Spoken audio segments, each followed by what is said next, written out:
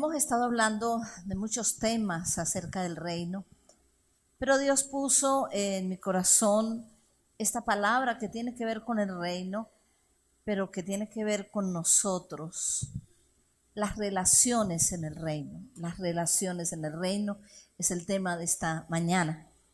Juan el Bautista tuvo una misión, y la misión de Juan fue preparar el camino de Cristo.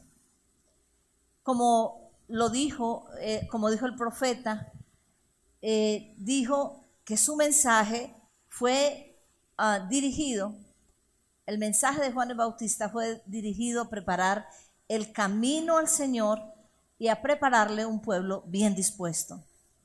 Pero luego vino Jesús para ejecutar el plan de salvación, rescatar a la humanidad, volverla a la relación con el Padre e introducirla en el reino de los cielos. Es decir, que Jesús vino a restablecer la comunión perdida, vino a salvar a la humanidad y a hacer que ella volviera en amistad con Dios, pero vino también para introducirnos en el reino de los cielos y para enseñarnos todo acerca de ese reino. Una vez que él comenzó a ministrar, él comenzó a predicar: arrepentidos porque el reino de los cielos se ha acercado. Y quiero indicar que la palabra arrepentimiento es cambiar. Es decir, el reino de los cielos se ha acercado y junto con él se ha acercado la salvación, se ha acercado los propósitos, se ha acercado las promesas, se ha acercado una nueva cultura. El arrepentimiento tiene que ver con dejarlo de atrás y adoptar lo nuevo que el Señor nos está introduciendo. Vino a introducirnos en el reino de los cielos. Por eso cuando Jesús habló con Nicodemo en San Juan capítulo 3, él le dijo que el requisito para entrar al reino era el nuevo nacimiento. Allí en Juan capítulo 3, versos 5 al 6, él le dijo: de cierto te digo, que el que no naciere de nuevo no puede ver el reino de Dios. Y luego dijo en el verso 6, de cierto te digo, que el que no naciere de agua y del Espíritu no puede entrar en el reino de Dios. Lo que es nacido de la carne, carne es, y lo que es nacido del Espíritu, Espíritu es. Lo que Jesús dijo en resumen a Nicodemo es que hay un requisito para tener la membresía en el reino de Dios. Hay un requisito, es nacer de nuevo. Y que esto no es por obra de la carne, sino que es algo espiritual. Pero una vez introducidos en el reino de Dios, entonces Jesús comenzó a enseñar sobre la cultura del reino. Es decir, que todos los que entran en el reino tienen rasgos que les identifican, que los diferencian de los que no han entrado. Y esto tiene que ver con lo que creemos, tiene que ver con los cambios de nuestra manera de vivir, tiene que ver con que nosotros tenemos un modelo que Dios nos ha puesto, que es Jesucristo, que nos ha dado patrones, que nos ha dado principios, que nos ha dado leyes que Él ha establecido. Uno de los primeros mensajes que Jesús dio lo hizo en el Sermón del Monte. Y allí en Mateo capítulo 5, en el verso 3, él estaba predicando en un sermón que se llama el Sermón del Monte. Y allí entonces él dijo en Mateo 5:3, bienaventurados los pobres de espíritu, porque de ellos es el reino de los cielos. Él siempre estaba hablando acerca de las características de la gente del reino. Entonces dice que son aquellos que son pobres de espíritu, son bienaventurados y de ellos es el reino. Entonces viene la interpretación que significa pobre de espíritu. En otras versiones dice bienaventurados los que reconocen su necesidad espiritual. Es decir, que pobre de espíritu no tiene que ver con una persona retardada o que no ha desarrollado no fue desarrollada su mente, tiene que ver con una condición espiritual. Cuando la persona reconoce que necesita, que tiene pobreza espiritual y que requiere de Dios. Por eso, bienaventurados los pobres de espíritu, porque de ellos es el reino de los cielos. También allí, en Marcos capítulo 10, verso 15, él declaró lo siguiente. Jesús declaró lo siguiente: de cierto os digo que el que no reciba el reino de Dios como un niño no entrará en él. Entonces está diciendo unas condiciones. ¿Qué significa recibir el reino de Dios como un niño? Un niño tiene fe, un niño lo cree todo, un niño tiene capacidad de aprender cosas nuevas, un niño tiene la capacidad de aceptar y adoptar cambios. Y hoy, después de esta introducción, quiero hablar acerca de las relaciones en el reino. Jesús dejó reglas y principios muy específicos respecto a las relaciones entre nosotros. Y voy a hablar de 5 cosas.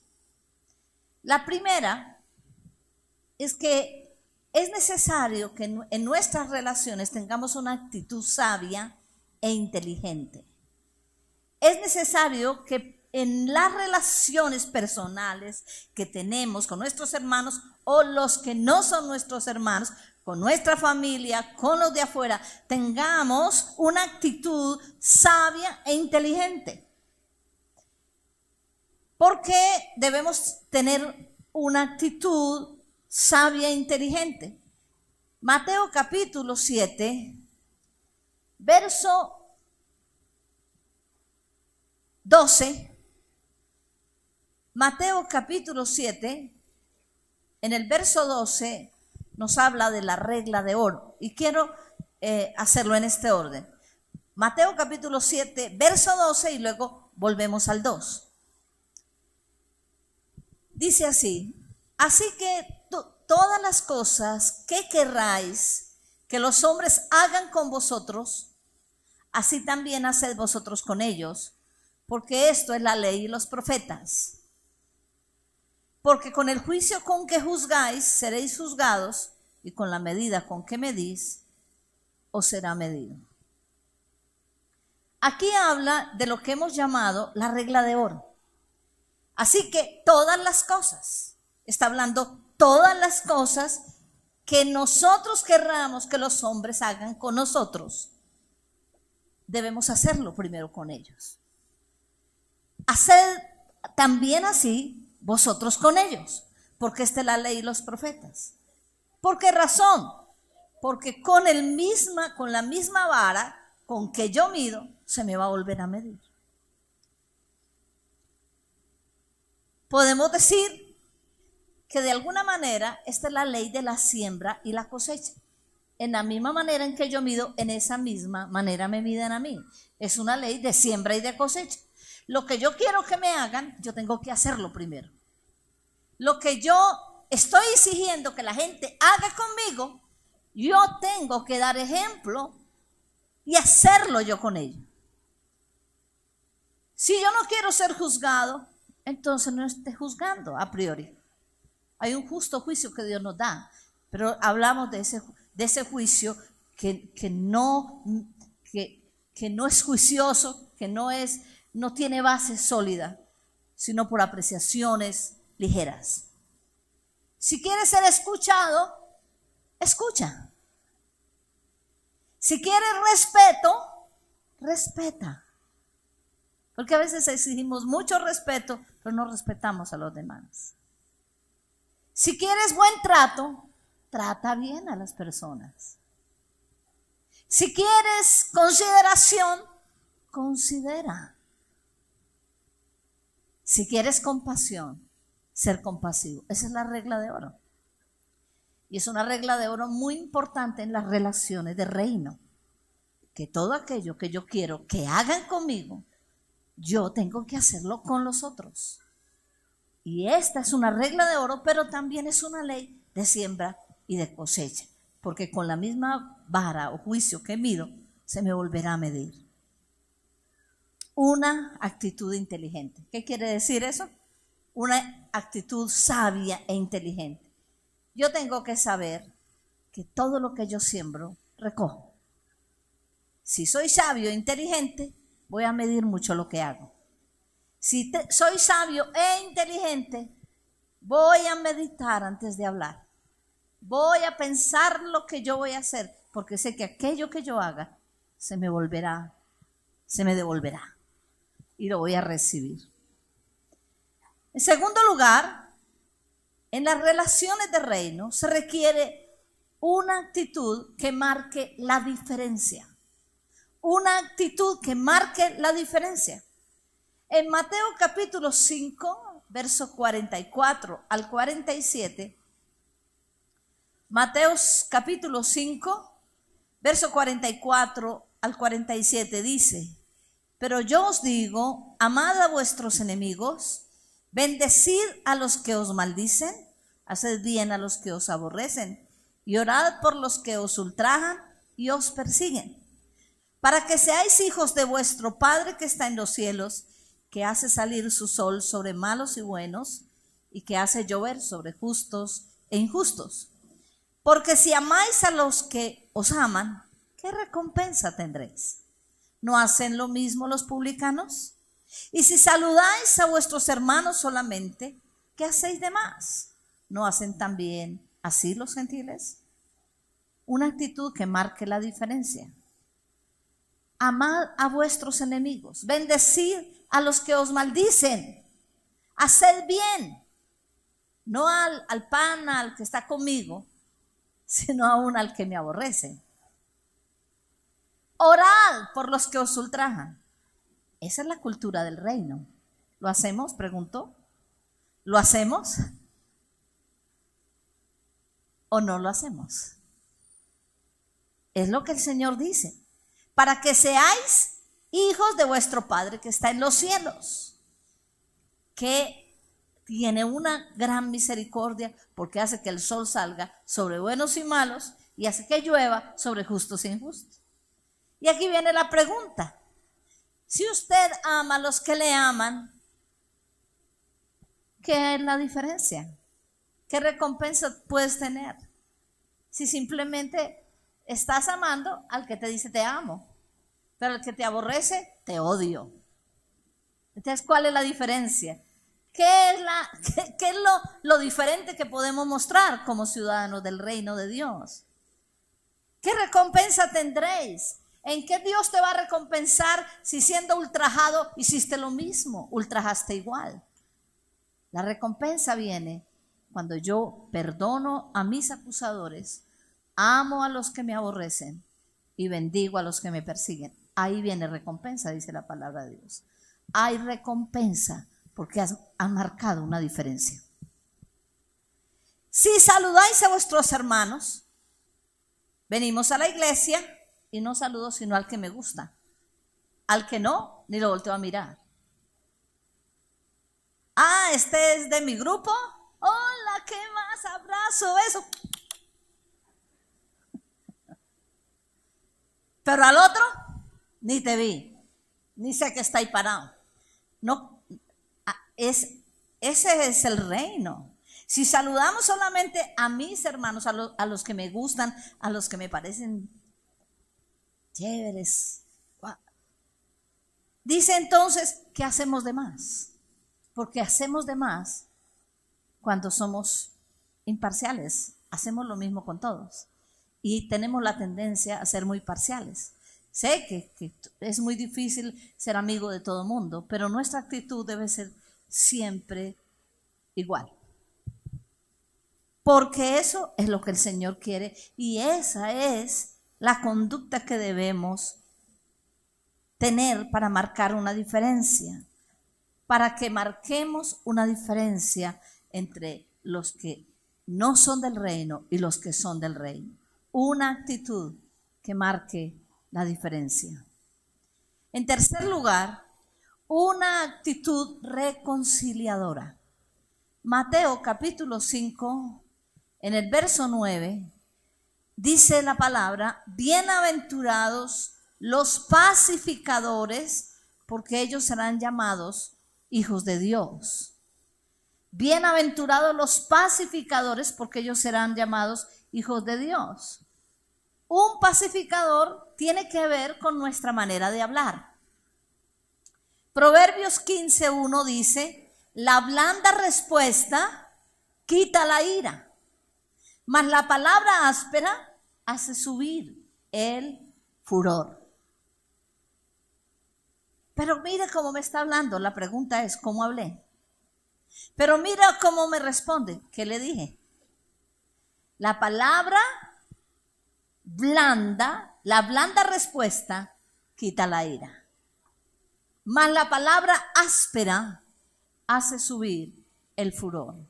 Muchos de los resultados que tenemos de grandes contiendas tienen que ver con las palabras. Ser pacificador tiene que ver con el corazón. Proverbios 15:18 dice, el hombre iracundo promueve contiendas, mas el que tarda en airarse apacigua la rencilla. Ser un pacificador es aquel que está continuamente sacando de su corazón la ira. La ira es una frustración acumulada. La ira es algo interno que no ha sido resuelto y que muchas veces se desfoga en el momento menos pensado. Por eso dice, desecha la ira, desecha el enojo. El pacificador tiene que ver con el corazón. Nosotros, dice que antes de recibir a Cristo, dice en Efesios, éramos por naturaleza hijos de ira, como los demás. Pero ahora no somos hijos de ira. Ahora somos hijos de Dios. Dios ha dejado su paz en nuestros corazones. Mi paz os dejo, mi paz os doy. Somos hijos de paz, no hijos de ira. Dios no nos ha llamado a ser hijos de ira. Dios nos ha llamado a ser hijos de paz. Proverbios 15:28 dice, el corazón del justo piensa para responder, mas la boca de los impíos derrama malas cosas. Hay una diferencia entre el corazón justo que piensa para responder. ¿Digo o no digo? La boca del impío habla de impiedad, ¿sí? Y la impiedad tiene que ver con iniquidad, derrama malas cosas. Es decir, se desparrama en hablar y hablar y hablar y decir de cosas que después no las puede recoger. Pero Dios nos llama a pensar para responder. Dice que aún el necio, cuando calla, es considerado sabio. Aún el necio, cuando calla, es considerado sabio. Proverbios 16:23 dice, el corazón del sabio hace prudente su boca y añade gracia a sus labios. Bienaventurados los pacificadores, no los que arman la rencilla, arman la contienda, arman el problema. Aquellos que saben apaciguar, aquellos que saben poner paz donde hay contienda. El ser pacificador tiene que ver con perdonar. Colosenses 3:13 dice, soportándoos unos a otros. A veces tenemos tanta frustración que parecemos un carro sin frenos. Un carro sin frenos se estrella contra todo. Y nosotros tenemos que llevar la ansiedad al Señor, la frustración al Señor, el enojo al Señor. Tenemos que limpiarnos continuamente de estas cosas, porque si no, no tenemos la capacidad de soportar unos a otros. La mayoría de los asesinatos se dan por gente que no puede soportar. Entonces, como no puedo soportar, yo mato al otro y termino matando hasta por cualquier cosa. Por cualquier cosa. Hay gente que ha muerto por cualquier cosa, porque no pudo soportar. El problema de no poder soportar es que no hemos arreglado asuntos de atrás, asuntos que tenemos que arreglar. Soportándoos unos a otros y perdonándoos unos a otros, si alguno tuviere queja contra otro. De la manera que Cristo os perdonó, así también hacedlo vosotros. Ser un pacificador es aquel que tiene la capacidad de perdonar los errores de otros, porque Cristo nos perdonó nuestros errores. Y muchos. Por eso estamos a veces clamando a Dios que nos perdone, pero no podemos perdonar al que nos hace cualquier cosa. Hay que perdonar. Yo entiendo y comprendí que perdonar es un don que Dios nos ha dado a los hijos del reino. Que Dios nos ha dado la capacidad de perdonar. Yo me preocupo cuando hay personas que cometen errores y les cuesta dificultad pedir perdón por ellos. Yo pienso que el problema de no pedir perdón es un problema de orgullo. Yo no pierdo nada si yo pido perdón. Si sé que me he equivocado y pido perdón. Yo no pierdo tampoco si otro se ha equivocado y le perdono. Porque soy un pacificador. Porque tengo que aprender a pacificar. Muchos de los grandes problemas que se han suscitado a veces es que ponderamos una situación y comenzamos a hablar y eso no tiene nunca de acabar. Dios dice, bienaventurados los pacificadores, los que reconcilian, los que saben perdonar, saben soportar, saben entender las fallas humanas. No hay nadie que no peque, no hay nadie que no falle. Todos fallamos alguna vez. Y cuando yo quiero que a mí me perdonen mis fallas, debo aprender a perdonar las fallas de otros. Han cometido grandes cosas. Muchos han cometido cosas graves contra mí. Pero yo he entendido que tengo que perdonar. Porque si yo no perdono, mi corazón va a estar amargado. Y si estoy amargado, entonces yo puedo ser presa de la ira o puedo ser presa del resentimiento y puedo volverme una murmuradora tiempo completo. Entonces, eso no agrada a Dios, porque Dios dice, bienaventurados los pacificadores. Y necesitamos pedirle a Dios que ponga en nosotros un corazón perdonador. Todos hemos fallado. Nuestros padres fallaron. Los hijos fallan. Los esposos, las esposas fallan. Pero es de Dios lo que ha puesto una naturaleza en nosotros, naturaleza de Dios, con la capacidad de perdonar y de reconciliar. Una actitud reconciliadora. Las relaciones de reino, entonces, requieren una actitud sabia e inteligente para reconocer que todo lo que siembro recojo. Las relaciones de reino requieren una actitud que marque la diferencia, no hacer igual que los demás hacen. Las relaciones de reino requieren una actitud reconciliadora. Y esto tiene que ver con la manera de hablar, con el corazón y con el perdón. En cuarto lugar, una actitud gentil. Filipenses capítulo 4, verso 4 al 7.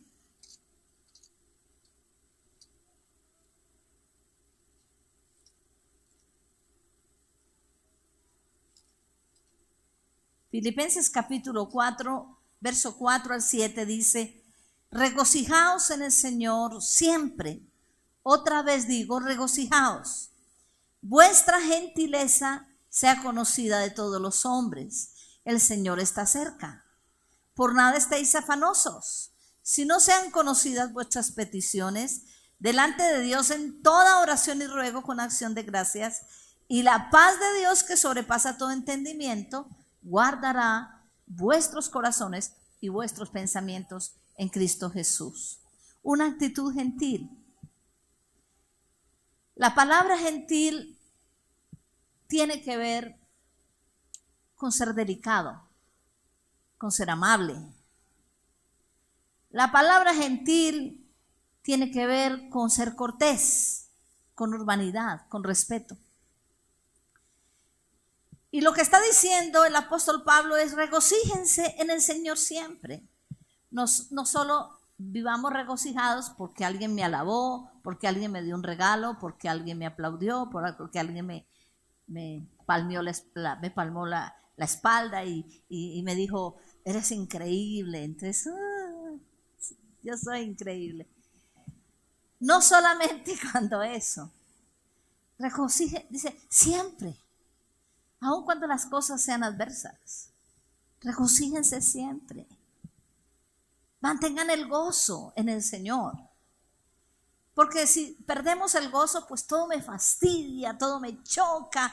Uy, no, pero estoy que exploto. Uy, yo parezco una bomba de tiempo. Regocíjense en el Señor siempre. Otra vez digo, regocijaos. Cuando Pablo escribió esta epístola, estaba en la cárcel. Esas cárceles romanas eran terribles. Eran metidos en unos calabozos profundos, amarrados a cadenas de hierro. Tenían que hacer sus necesidades ahí mismo. Y escribe la carta, regocijaos en el Señor siempre. Yo tengo que regocijarme cuando las cosas van bien, pero tengo que regocijarme cuando las cosas no salen, porque algún propósito tiene el Señor. Que no lo veo, eso es otra cosa, pero Dios está allí y yo soy su hijo. Por eso dice, regocijaos en el Señor siempre. Vuestra gentileza sea conocida de todos los hombres. Ser delicado, cortés, amable, tener urbanidad, respeto. Buenos días, por favor, muchas gracias, con mucho gusto. Usted primero, así como el profesor Girafales, ¿no? Siga usted. Mucho gusto. Pero no lo hacía sino con, ¿cómo es? Florinda. Nada más con ella, los demás. No es con todo el mundo. Tenemos que ser amables. ¿Por qué? Dice allí. Vuestra gentileza sea conocida de todos los hombres. ¿Por qué? El Señor está cerca. El Señor está ahí. Tú no lo ves, pero te está viendo. Nos está viendo nuestras acciones, nuestros gestos cuando torcemos la boca. Él nos está viendo. Y torcer la boca no es gentil. No es gentil. Mucho gusto.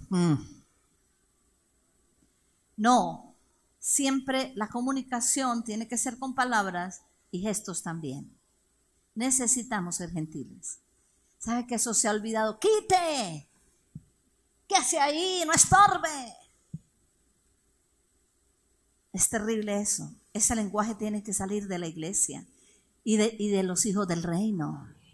Porque esto es algo que tenemos que desarrollarlo en la casa, en el bus cuando nadie nos ve. Una vez alguien de esta iglesia iba en un carro y adelante iba un taxi. Y parece que se le pasó y el taxista sacó la cabeza y se la mentó. Y cuando lo volteé a ver era un hermano de la iglesia. ¡Qué vergüenza!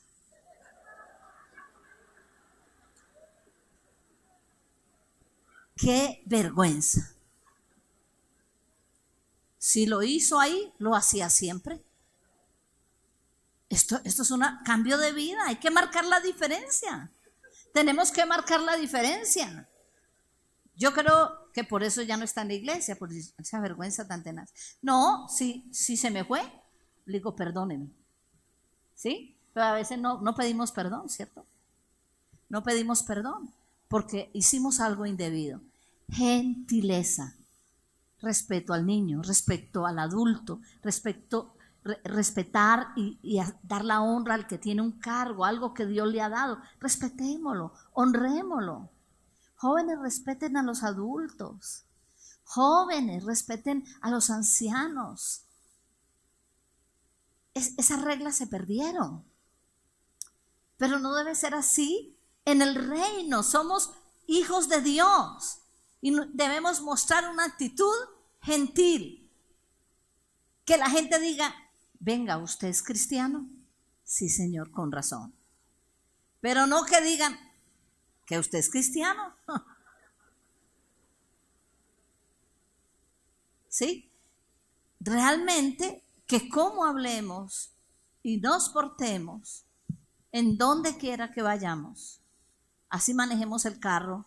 Estúpido, maneje bien. ¿Dónde compró el pase?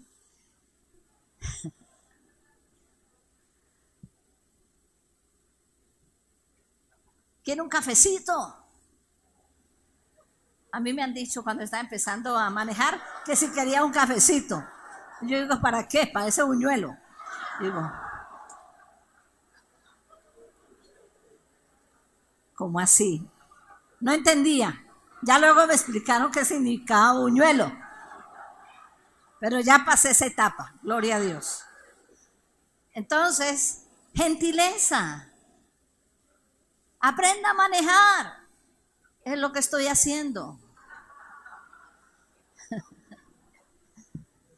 Gentileza, hermanos. Amabilidad. Quítese de ahí.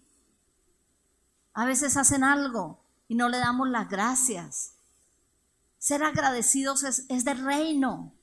Gracias porque estuviste allí. Gracias porque oraste por mí. Gracias porque me sostuviste. Gracias porque me llamaste. Gracias. No, nunca, jamás me han llamado. Y cuando vaya al reino le van a sacar una lista así de grande. Sí, te han llamado, pero no le has dado gracias a Dios por eso. Entonces, gentileza. Si tenemos gentileza, vivimos. Si estamos regocijados, somos gentiles. Y si somos gentiles, pues por nada vamos a estar afanosos. Dejar la carrera, dejar la ansiedad, porque nos volvemos intensos. Entonces dice, la paz de Dios va a guardar sus corazones en Cristo Jesús. Entonces vendrá la paz. Entonces no habrá gastritis, no habrá dolor de cabeza, no habrá ninguna cosa, estrés, porque la paz de Dios va a gobernar nuestros corazones. A veces hay que esperar. Dejemos lugar a Dios. Queremos las cosas ya. Gentileza. Y en quinto lugar, una actitud solidaria. Ser solidario significa apoyar la causa de otro. Apoyar los intereses de otro. Dice en Primera de Tesalonicenses 5:14. Primera de Tesalonicenses 5:14. Que alentéis a los de poco ánimo, que sostengáis a los débiles. Que alentéis a los de poco ánimo, que sostengáis a los débiles. Hay que soportar, ayudar, tener paciencia, sostener. Estaba leyendo una anécdota. Es tan importante entender que somos miembros los unos de los otros y que a veces tenemos en la mano el ayudar a otro y no lo hacemos. ¿Yo por qué? Que se defienda solo. Yo también sufrí, yo también pasé por ahí, que aguante. Una anécdota dice que en una granja había un ratón. Y ese ratón miró por una endija y se dio cuenta que le habían puesto una ratonera. O sea, ¿qué quiere decir una ratonera? Una trampa donde lo iban a cazar. Y angustiado el ratoncito se fue a pedirle ayuda a los demás animales del grupo. Le pidió ayuda a la gallina. Y la gallina le dijo, lo siento amigo, pero no es mi problema. Entonces fue donde el cerdo y le pidió ayuda al cerdo y el cerdo dijo, yo oraré por ti. Y dijo, entonces no hay otro remedio, me voy a poner la vaca. Y llegó a la vaca y la vaca le dijo, estoy muy ocupada rumiando. Y dijo, vuelve más tarde. Desalentado el ratoncito se quedó solo con el problema.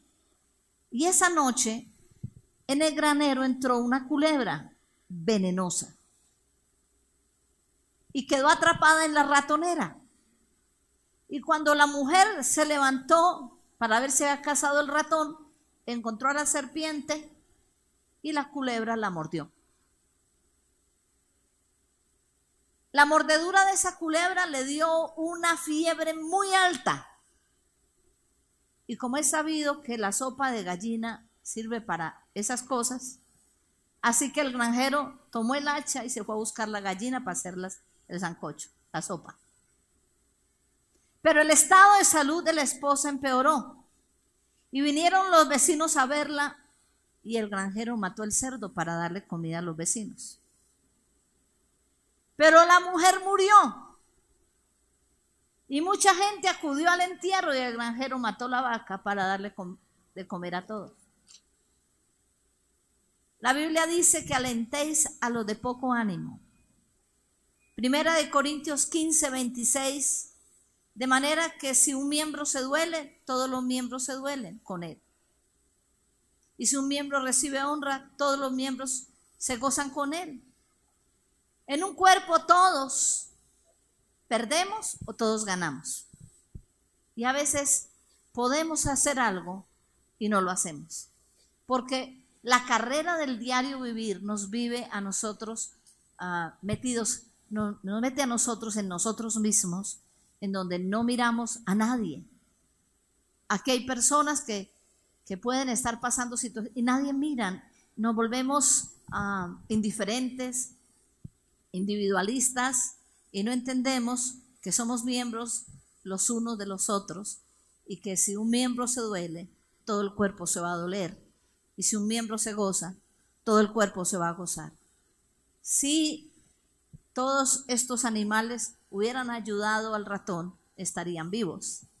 Pero como no le ayudaron, murieron todos. La cultura del reino en las relaciones debe crecer dentro de nosotros. Pero tenemos que disponernos a hacerla crecer. Somos hijos de Dios. Debemos actuar sabia e inteligentemente. Debemos marcar la diferencia. Debemos ser pacificadores. Debemos obrar con gentileza y debemos ser solidarios, porque somos miembros los unos de los otros. Somos miembros de la familia de Dios y como tal debemos comportarnos. Somos miembros de la familia de Dios. Y debemos darle honra al que requiere honra, atención al que requiere atención, ayuda al que lo necesita. Pero no es solamente uno, creo que es todos, porque ¿qué haría una sola persona para cubrir a todo el mundo? Pero si todos hacemos nuestra parte con el que está a nuestro alrededor, entonces vamos a generar una cultura de reino en donde las relaciones van a crecer, se van a fortalecer.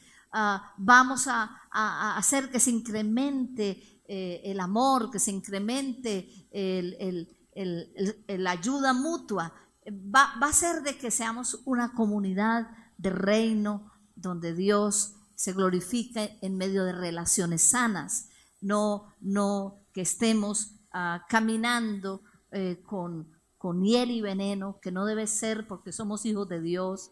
Y el amor de Dios ha sido derramado en nuestros corazones. Necesitamos llenarnos del Señor para que ese amor brote en nuestras vidas, para que cada uno demos lo que tenemos que dar, pongamos lo que tenemos que poner y cambiemos lo que tengamos que cambiar.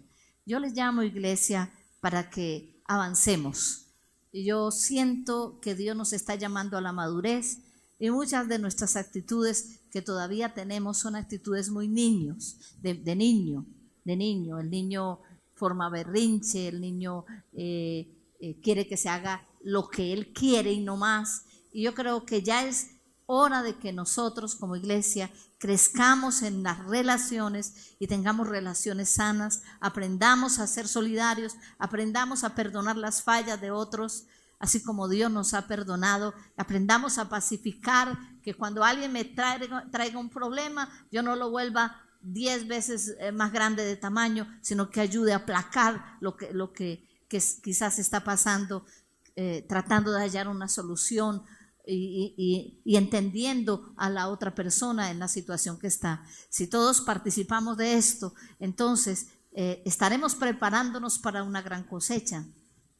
Estaremos preparándonos para albergar a las multitudes que Dios quiere salvar, porque tendremos actitudes de reino. No que llegó el nuevo y digo, no, pero un momentico, pase para acá, ese es mi asiento, quítese de ahí. Entonces el nuevo dice, no, yo me voy. ¿Cuál es el amor de esta iglesia? A veces pasa eso, ¿no? Porque queremos hacer respetar lo mío, pero no cedemos muchas veces a las personas que debemos ceder en un momento dado. Nos volvemos muy inflexibles y esto no debe ser. Amén. Vamos a colocarnos de pie.